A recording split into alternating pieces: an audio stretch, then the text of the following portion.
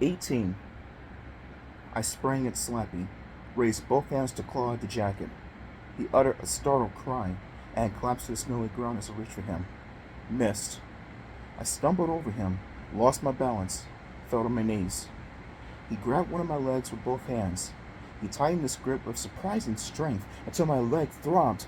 No! A moan of pain escaped my throat. I spun around and kicked with all my might. Kicked my leg free. The dummy went toppling onto his back. I spun around on my knees and made another grab for his jacket. Yes! I had the jacket tight in one hand. I reached for the pocket with my other hand. Raw pain shot over my face as Slappy swung a hard wooden fist into my nose. He knew where to hit. He knew what would cause the most pain. My hand swept away from his jacket. My eyes were covered with tears as the pain radiated over my entire head. Everything went bright red. I couldn't see. And through my pain, I heard the evil dummy laughing. You should do something about that nose, Slappy cried, and laughed again. On my knees, I've covered my face with both hands, hoping for the pain to fade. The dummy stood hunched, waiting for me to attack again. I stumbled to my feet. I tried to concentrate, to think of my next move. Are you ready to obey, slave? Slappy demanded. Goodbye, I said. Game over.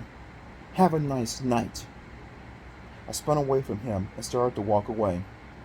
My sneakers sank into the soft snow. My face still pulsed with pain. I walked up to the open grave. I peered down into the deep hole. Then I kept walking. I knew Slappy would follow me. He wouldn't let me get away that easily. I was right. He came at me from behind, tackled me, wrapping his arms around my legs. I was ready for him. I didn't go down. I spun hard and grabbed his waist with both hands. He let out a startled cry. I lifted him off the ground. He began to kick both feet and thrash his fists, but I held him out at arm's length. Let go of me, slave! He screamed. I'll bury you! I'll bury you! I ignored his cries and held on to him tightly. I swept one hand to the jacket and reached inside. My fingers fumbled for the pocket. Let go of me, you owl-faced idiot! I grabbed the top of the pocket and slipped my hand inside. Nothing. Nothing in there. The pocket was empty. With a loud groan, I spun Slappy around. I grabbed the other side of the jacket. Was there a pocket in the lining on this side? Yes. This had to be it. Slappy kicked hard. His big black shoe just missed my face. A gust of wind sent a thick swirl of snow into my eyes. I could barely see. I fumbled for the other jacket pocket, reached into it. Nothing in there. Empty. No paper. I swept my hands frantically up and down the jacket. No other pocket. I reached for the side of his gray trousers. No pocket in the trousers. Failure. He didn't have the paper. I wasn't going to be able to put him back to sleep. The dummy kicked me in the face, and I loosened my grip, blinded by the red, burning pain. My legs folded. I tried to stay up, but the next thing I knew, I was on the ground, lying on my side, howling in pain. I grabbed my face, pressed my hands against my broken side of his gray trousers. Pressed my hands against my broken, throbbing nose.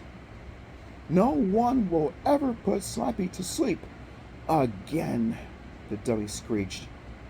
Then I felt his wooden hands grab my side. Before I could resist, he shoved harder, harder than I could imagine. Another shove. Another. I was in too much pain to resist. He gave a hard shove that rolled me over, and then I screamed as I started to fall. I slid down the side of the open grave. Down. Down in an instant. My scream following me as I hit the snowy bottom hard. I sprawled on my back. The walls of the grave rose all around me, high above my head. Slappy's grinning face appeared over the opening of the hole. He pumped his fist over his head. I win! Yay! You can't leave me down here, I cried. My high, shrill voice revealed my fear. Slappy, you can't leave me here.